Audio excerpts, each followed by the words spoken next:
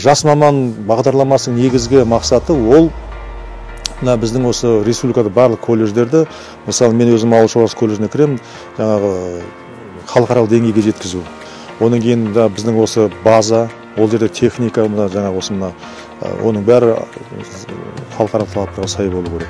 Және оған қосымша біз осы бәрі сол халықаралық деңгейде болу үшін колледждің жаңа стратегиялық даму жоспарын 5 жылға қайта жасады. Осы ауданда 4000-нан аса шаруа қожалықтары бар, солармен бірлесе отырып біз жұмыс істейміз. Солардың жаңағы орындаған берген тапсырмасын жер жырту болсын, себу болсын, ору болсын, сондай процестерін ауыл шаруашылық біз орындаймыз. Енді бұл техниканы біз 15 бірлік деп айттым, оның барлығы жерді негізгі еңдеу жыртудан бастап, астық жинағанға дейін барлық технологиялық операциялардың бәрін сол ауыл шаруашылығын біз іріктеп алдық. Кез келгенде баласаған жоқпыз, бәрі сол жаңағы бір комплексті түрде жүреді.